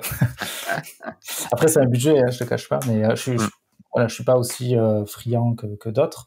Mais d'en faire 2, 3 par an, c'est quand même un budget assez important. Et j'essaie de me former aussi autrement, avec beaucoup de choses en ligne. Il y a un contenu assez énorme sur Internet, donc avec F1.4 ou d'autres, mais les podcasts aussi, j'adore ça, les livres forcément. Donc il y a beaucoup de ressources quand même. Donc passons maintenant au matériel. Donc là, tu es en A7 III, en Sony A7 III. C'est ça. Et cette discussion, cette discussion va sûrement ravir pas mal de gens, puisque beaucoup de gens me posent ce genre de questions. Donc tu étais en 5D III, c'est ça, chez Canon, donc comme moi, et tu es passé à Sony donc depuis 1 an, c'est ça, tu m'avais dit? Non, il y en a un demi, ouais, juste avant la saison de 2019, ouais. Donc tu as fait une saison avec, et moi j'ai essayé, c'était un peu plus tôt, de passer au A7R III, donc bon, à peu près même gamme. Toi, comment ça s'est passé ton changement de Canon à Sony? Assez bien, assez vite, assez facilement. C'est vrai que les Sony sont assez réputés pour avoir des menus à rallonge avec plein de choses à paramétrer. En fait, une fois que tu as trouvé ce qui t'intéresse, ça va assez vite. Et même si ça m'arrive encore de changer un bouton ou deux de place, d'essayer de nouvelles choses, mais après la prise en main a été assez rapide. Et surtout, j'ai pris une grosse claque en termes de... En fait, la raison vraiment pour laquelle je suis parti de chez Canon, c'était un problème de focus. C'est-à-dire que j'avais toute une gamme d'objectifs Canon, et puis j'ai essayé un jour, je crois, le 35 mm chez Sigma, qui était très très bien. Et je me suis dit, tiens, je vais prendre aussi le 50 et le 24 chez Sigma. Et c'était une erreur. En fait, c'est vraiment par optique, je pense qu'il y a des problèmes où il n'y en a pas. Mais moi, je suis tombé sur des optiques qui étaient un peu galères. Il fallait régler sans arrêt le focus parce que j'avais des problèmes de front et back focus, en fait. J'avais pas mal de photos qui étaient floues à f1.4 ou même un peu au-dessus, en dessous. Et du coup, voilà, au bout de 2-3 saisons, j'ai dit, c'est pas possible, là, il faut que... Enfin, voilà. Et j'avais entendu de ces Sony qui avaient un focus de dingue, donc j'ai dit, je vais faire le pas, j'ai changé tout le matos, qui représente un coût. Et là-dessus, je regrette absolument pas parce que le focus de Sony est quand même complètement dingue. Voilà, j'ai des ratés, hein, bien sûr, mais j'ai quand même beaucoup moins de ratés. Ouais. D'accord, parce que moi, c'est complètement l'inverse. Mais C'est-à-dire... alors, complètement l'inverse. C'est-à-dire que... T'avais des ratés chez Sony ? Pour te dire, je finissais en focus manuel tellement j'en pouvais plus, quoi. Impossible en mariage. Il y a plein de mariages que j'ai fini en focus manuel parce que j'en pouvais, mais juste plus, quoi. C'était même plus la peine, quoi. Et ça fait partie des choses qui me... Il y a sûrement des erreurs que j'ai dû faire et tout ça, mais en fait, il y a toute cette phase. Moi, oui, je suis un geek, mais je suis pas un geek matos. Le matos m'emmerde, et passer 4 ans à configurer mon appareil photo, franchement, j'ai autre chose à foutre dans ma vie. Et pourtant, j'ai cherché, hein, j'y ai passé du temps, j'ai essayé, j'ai demandé aussi à des potes qui en ont, enfin tout ça. Et trop de menus, c'est trop de menus en fait. Il y a beaucoup trop d'options pour moi. Ce que j'ai souvent, et je crois que je l'avais dit dans le workshop que tu as fait, c'est que je rêve d'un appareil photo où il y a juste le focus, un très très bon focus central et 2-3 options et c'est terminé, quoi. Et maintenant, c'est la course à toujours plus de techniques, toujours plus de paramètres, comme tu dis. Alors le fait de pouvoir ultra personnaliser son truc, c'est très bien, mais en même temps, c'est très relou. C'est parce que tu es toujours dans ta tête à te dire, mais comment je pourrais l'optimiser, en fait? Alors que si c'est comme ça, c'est comme ça. Tu vois, enfin, si les boutons, tu peux pas trop les changer, s'ils sont comme ça, ils sont comme ça. Et il y a un truc de simplicité pour moi, mais après voilà, c'est dans ma façon d'être. Il y a une certaine contrainte et cette contrainte me va en fait dans tout ça. Et une autre chose, ça tu l'as pas sur le 3, mais sur la 7 III, mais sur le R3, je crois que j'ai failli jeter à ce moment-là mon appareil photo par les fenêtres. Il va pas aimer ça. Par la fenêtre qui était à côté, et puis la fenêtre était fermée, donc et c'était pas chez moi, j'étais en Airbnb, donc j'ai fait non, on va éviter. En plus, j'étais à l'autre bout du monde, j'étais en Nouvelle-Zélande. C'était aux 3/4 de mon voyage. Et je me suis aperçu en allant un peu dans mes réglages, en regardant surtout en regardant une photo sur mon Lightroom, je faisais en zoomant dedans, mais je fais putain, mais j'ai un 40 millions de pixels. Enfin, ou un 50, je sais plus. Non, 40. J'ai un 40 millions de pixels. Pourquoi je zoome pas autant? Et après, je vais triturer dans les réglages et je vois que mon appareil photo est en APS-C. Parce qu'il y a un putain de mode. Et j'ai fait, mais quoi? Mais vous foutez de ma gueule? Mais qu'est-ce que fou? J'ai un full frame, je veux pas avoir un APS-C, bande de cons, quoi. Et surtout que l'option se mette pas aussi facilement, quoi. Enfin, c'est n'importe quoi. La chercher, ouais. D'ailleurs, je ne saurais même plus où elle est aujourd'hui. C'est même pas qu'il faut aller la chercher, c'est pourquoi elle était activée. Qu'est-ce qu'elle foutait activée? Un appareil d'occasion. Non, non, je l'ai acheté neuf. Non, j'ai une société, j'achète des choses neuves, quoi. Moi, je suis dans entreprise, je ramasse ce qui est dans la rue. Mais cette option APS-C, je la connaissais pas, justement. Et en fait, je l'ai très peu utilisé, mais je vais essayer de l'utiliser parce que il y a un couple de photographes londoniens que j'adore, qui fait beaucoup de photos de rue, mais qui est photographe de mariage aussi, qui travaillent énormément de photos par couche, en fait, donc avec du layering, qui arrivent à faire des trucs assez dingues. Et c'est vrai qu'ils sont en APS-C pour justement avoir une profondeur de champ plus importante. Et je trouve que c'est une option qui est intéressante quand t'as la place. Passer en APS-C. C'est un crop. Ton capteur, il passe pas en APS-C. Ton capteur, il reste un full frame. Il crop juste dedans, en fait. Ouais, je suis pas sûr. Ah bah non, il change pas le capteur. C'est pas possible. Un capteur APS-C, quand on dit, par exemple, qu'un 50, c'est l'équivalent qu'un 80, c'est pas vrai. C'est pas vrai. Ça va pas t'amener une profondeur de champ plus importante? Bah non, bien sûr que non. Bien sûr que non. Tu vois, je suis pas un geek de matos, donc je me suis pas posé la question. En fait, c'est juste comprendre en fait ce qu'est de la PSC, ce qu'est un full frame. Quand on dit que ton 50, ça équivaut à 80, ça équivaut à 80 en crop, mais pas en termes de profondeur de champ. Enfin, en gros, par exemple, le côté très aplati d'un 135, où les couches paraissent très aplaties, tu peux pas l'avoir avec un 6, avec un 80. Enfin, c'est impossible. Donc, c'est comme si tu avais fait ta photo avec un 50, mais croppé dedans. Et là, c'est pareil. Et j'en discutais, je sais plus, avec Sylvain Lepoutre. Et je lui disais, mais à quoi ça sert, quoi? Et la seule raison qui m'a trouvé, c'est quand, par exemple, tu as une très longue focale et que tu es en train de faire de l'animalier. Comme il y a un petit zoom dans ce que tu vois dans ton viseur, non, parce que le zoom ne sert même à rien puisque c'est croppé. Tu perds de la résolution, quoi. Mais oui, mais c'est croppé. Tu peux faire ta photo en plein format et cropper dedans. Ça reviendra absolument au même. Parce que c'est juste croppé dedans. Mais il me disait, la seule raison que ça peut faire, c'est dans ton viseur, tu vois de façon zoomée. Je fais ouais, franchement, ouais. Après, pour la vidéo, je comprends. Pour la vidéo, je comprends, mais parce que la vidéo, ça crop pas, enfin, ça crop, mais ça garde ta résol. Mais, si je dis pas de bêtises. Mais sinon, je n'ai jamais compris ce truc. Et j'ai plein de photos de Nouvelle-Zélande qui sont faites à une résol, bon, ça va encore, c'est du 20 mégapixels, mais quand même, quoi. Tu es connard, quoi. Tu m'emmerdes. Et une autre chose, mais ça après c'est une autre histoire, c'est une sorte de plus de goût, je pense. Moi j'ai acheté le Sigma, le 24-1.4, le Sigma Art, juste 2 semaines avant que sorte le 24 Zeiss 1.4, puisqu'il n'existait pas à l'époque. Et en fait, entre Sigma qui est très très très piqué et je trouve aussi Sony qui est extrêmement piqué, ça me va pas en fait. Moi j'ai l'impression d'avoir une photo chirurgicale, quoi. Enfin c'est alors qu'avec le Canon et avec le 24-1.4 qui est un peu doux, qui a des couleurs magnifiques et tout ça, tu vois, j'ai pas du tout repris j'ai pas retrouvé ce que j'aimais vraiment. Et bon, après, j'ai pas tout détesté, hein. Mais ça, c'est pas forcément par rapport à Sony. Moi, l'écran orientable, inclinable, m'allait très très bien et m'a beaucoup aidé en mariage. Donc, j'espère, normalement, il sera là dans le prochain Canon. Enfin, moi, c'est juste que j'ai pas pu m'y faire et ça m'a fait réfléchir à beaucoup de choses sur ce côté matos et le côté, il y a toujours la course au nouveau matos. Sur Sony, c'est génial et tout. Bon, à part que c'est des gros enculés en termes de, quand tu vas les voir à côté pour tout ce qui est partenariat ou autre, c'est des gros enculés, donc de toute façon, en tout cas la gamme photo. Bon, il y a ça aussi qui fait que je trouve qu'ils traitent vraiment les gens comme de la merde, donc ça donne pas très envie. Mais c'est surtout qu'on a un appareil photo en fait qui nous correspond. Et maintenant, tu vois, un 5D3, c'est pas parce qu'il y a un A7 III ou un A7 IV qui est sorti que le 5D3 est mauvais. Et je trouve que on a besoin d'avoir l'appareil photo qui nous corresponde. Et faut arrêter avec cette course à la technologie. Il y a quelques personnes à qui ça profitera, mais t'en as pas forcément besoin. C'est ça, et ça me l'a reprouvé. C'est sûr, Voilà. non, mais après, je suis changer pour changer. Non, mais changer pour changer, c'est vrai que je vois pas l'intérêt non plus. Moi, c'est vraiment parce que j'avais ce problème de focus que j'ai voulu tenter autre chose. Mais voilà, là, je suis en A7 III. Il y a le Sony A9 qui est plus costaud, plus puissant, etc. Mais j'ai juste pas envie de mettre plus pour l'instant, quoi.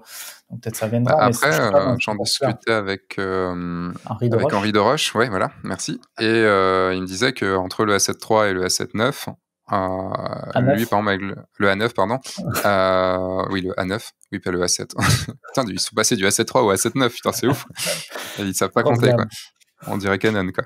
Quand il avait essayé un 7 III, il avait beaucoup de problèmes de focus, alors qu'avec le A9, il a jamais eu de problème de focus. Donc, le A9 est encore au-dessus, ouais, mais je t'assure que quand je suis arrivé de mes Canon Sigma, enfin le couple Canon Sigma avec ces problèmes-là, Sony m'a vraiment révolutionné le truc, donc je pense que si je passe à l'A9, ça sera encore meilleur forcément, mais ouais, après le niveau du rendu, tu en parlais tout à l'heure, c'est vrai que le rendu Sony est assez particulier, même si encore une fois, je suis vraiment pas enfin, je vais pas regarder mes pixels, etc. sur l'ordi. Voilà, je traite. Si j'ai le rendu que je veux, je suis content. Mais j'ai un peu plus galéré sur le traitement. C'est clair que les presets Canon, je les ai mis à la poubelle parce que, sauf le noir et blanc qui fonctionne à peu près. Mais la couleur, j'ai eu un peu plus de mal. J'ai encore un peu de mal aujourd'hui, donc je cherche. Mais on arrive à avoir quelque chose de pas mal. D'ailleurs, je sais plus, c'est un photographe du groupe là qui m'a dit l'autre fois, bon, t'es chez Sony, mais quand je vois tes couleurs, j'étais persuadé que t'étais chez Canon ou autre. Donc j'ai réussi un peu à retrouver ce que je voulais, je pense. Enfin, si je regarde les photos sur ton site, je trouve pas. Je n'ai pas l'impression de retrouver du Canon. C'est assez... Bon, après, il y a des photos anciennes aussi, hein. Il y a des photos du Canon, forcément.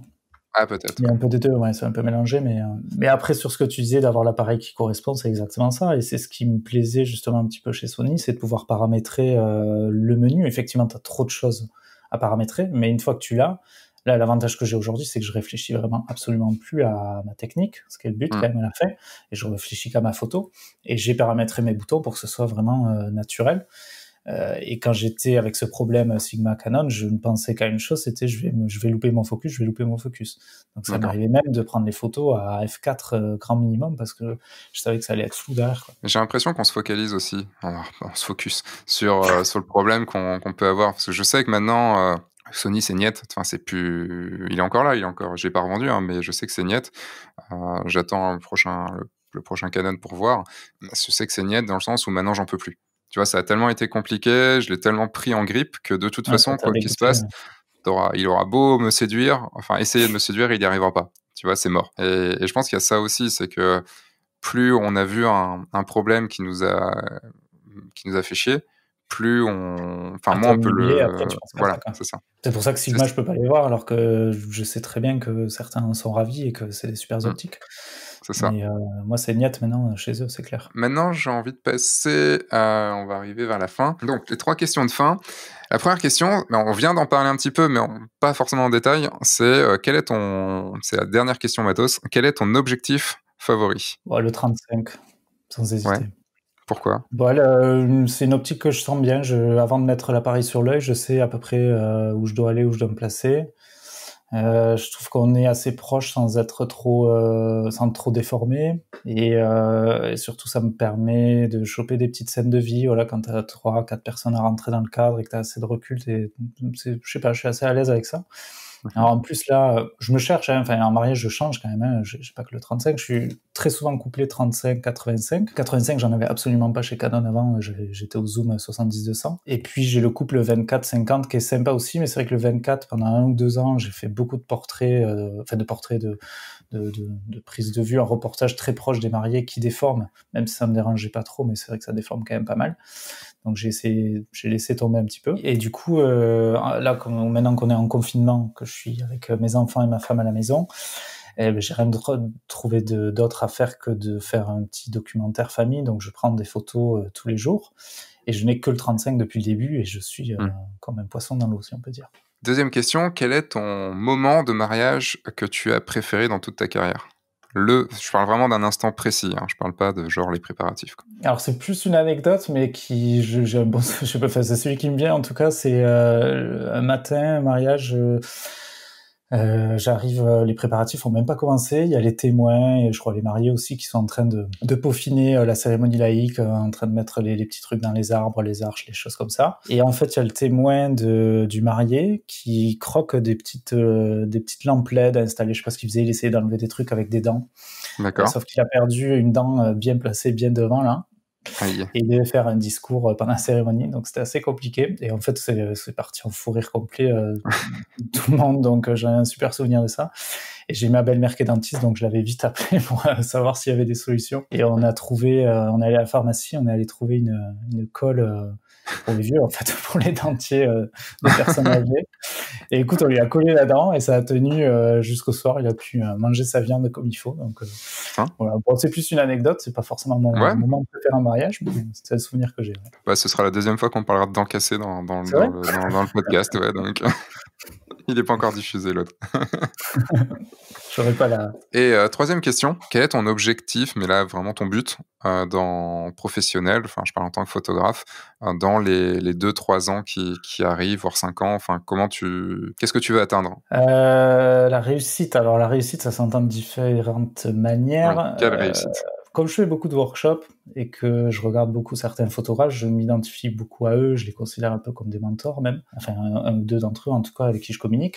Mais c'est vraiment un type de vie qui me plaît, donc c'est pouvoir faire des mariages où tu t'éclates. C'est un tout en fait, hein, c'est trouver ta clientèle, voilà, avoir des mariages où tu vas avec le grand sourire et que tu repars, enfin tu t'es éclaté toute la journée et tu repars super content. Transmettre ce que je sais, donc c'est vraiment un but à court ou long terme, je sais pas trop encore, je suis assez... j'ai un manque de confiance là-dessus, donc je vais pas me lancer là dans les 6 mois qui viennent, mais je pense que ça tardera pas. J'ai vraiment envie de faire des formations, que ce soit pour des photographes débutants ou en tout cas dans le mariage, et essayer de transmettre un petit peu la manière de faire. Tu vois ce que je te disais tout à l'heure, ce qui me plaît dans les workshops, j'ai envie de communiquer ça, quoi. Donc tu viendras pas, j'ai bien compris, parce que ça on aura encore une nouvelle personne qui se lance dans les formations. Ah, mais il s'accouple en ce moment, hein, ça pousse de partout. Ah ouais, non, mais de toute façon, c'est la mode, mais ça va finir. À un moment, ça va finir. Il y a un moment où ça va Il y en a qui resteront, mais ça va s'essouffler. Ouais, après, c'est pas... Enfin, je veux pas être le plus présent ou le meilleur ou autre, mais des gens qui sont intéressés par ce que je fais et qui viennent apprendre, tout simplement. Et en fait, je pense vraiment que de transmettre ce que tu sais, t'apprends énormément et te fait grandir, donc j'en ai besoin aussi, je pense. Et comme je suis hyper curieux, que moi j'ai soif d'apprendre, ben, j'ai envie de transmettre aussi, il n'y a pas de raison, quoi. Donc ça, et du coup, ben, grâce à ça, ben, voyager et faire des voyages des mariages un petit peu dans le monde. Et si je peux vivre très correctement de la photo pour que ma femme ne travaille plus et qu'on puisse voyager tous en famille, ça peut être cool aussi. Le voyage me manque. J'ai pas mal voyagé avant d'avoir les enfants, etc. Et aujourd'hui, c'est un peu compliqué. On attend qu'ils grandissent un peu, en tout cas. Mais c'est quelque chose qu'il faudra que je refasse. Donc, je suis assez solitaire aussi. Donc, avoir du temps pour moi, pour partir en mariage 4 jours à l'autre bout du monde et revenir, ça me va très bien, ouais. Même si c'est crevant. D'accord, ok. Et j'ai une quatrième question, parce qu'on est en plein confinement. Comment ça se passe là? Donc on est au 15 avril, donc ça fait là demain, après-demain, on va fêter nos 1 mois de confinement. Comment ça se passe pour la saison, puisque là potentiellement jusqu'à juillet, ça va être reporté. Quel est ton état d'esprit? Comment tu arrives à le gérer? Enfin, comment ça se passe? Alors j'étais assez serein, assez positif, et donc bon, déjà parce que j'avais mon premier mariage le 20 juin, donc c'était relativement tard par rapport à d'autres, donc j'ai eu absolument aucun problème en mars, avril, mais là, bon, avec les dernières annonces qui ont été faites par notre cher président, je sens que ça va être un peu plus compliqué. En fait, je m'aperçois que je pense que ça va être très compliqué pour toute la saison, c'est-à-dire que c'est même pas jusqu'à mi-juillet, je pense que jusqu'à septembre, ça va être compliqué, dans le sens où on va continuer à avoir des mesures un petit peu compliquées de distanciation, de choses comme ça, les personnes âgées qui risquent d'être confinées un peu plus longtemps jusqu'à la fin de l'année ou autre. Donc les mariés vont être un peu moins enclins, je pense, à se marier. C'est quand même une fête à la base, donc si tu dois rester chacun dans ton coin et prendre des mesures comme ça va être compliqué. Donc voilà, mais j'ai un très bon relationnel avec mes mariés, donc on en a déjà discuté. Il y en a qui sont déjà prêts à reporter, donc là c'est à gérer un petit peu sur des dates qui vont bien à tout le monde. Et puis ceux de septembre, ils attendent pour l'instant de toute façon, mais même août.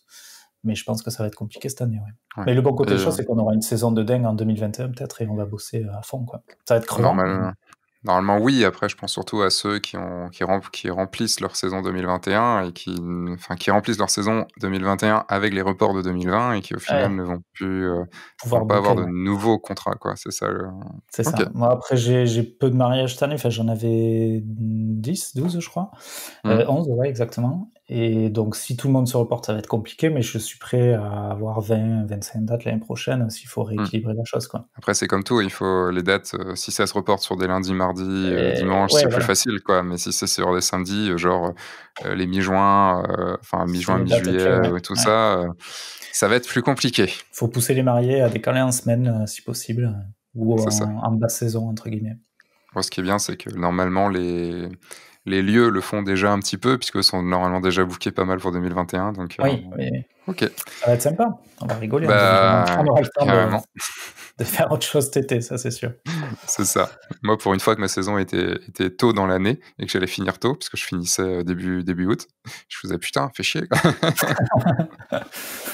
Et ben, où est-ce qu'on peut te retrouver maintenant? Sur les réseaux, tout ça? Sur Facebook, Instagram, Mmh. principalement, et sur mon site, en tout cas, si vous voulez contacter. Et puis à Perpignan, sinon, si vous voulez venir boire un petit apéro au soleil, c'est avec plaisir. Oui, parce qu'on a entendu ton accent chantant Ouais, pendant un tout petit le peu. un petit peu quand J'essaye de même. le masquer, mais c'est sur les eng et les ang, c'est compliqué. Ouais, j'ai l'impression qu'au tout début, il y avait plus que maintenant. C'est vrai? Ah, Ouais, peut-être ça qu'au début s'atténue, au début de l'appel. Peut-être que c'est le fait que je c'est dis pas que l'accent j'ai pas lyonnais d'accent parce que qui a pris le selon, pas sur. alors je sais pas, je crois pas avoir un accent lyonnais par Non, contre, je tu es pense. breton toi à la base, non? Moi, je suis breton, ouais, donc Ouais, c'est le pire. truc c'est que alors, ça dépend. Ça dépend.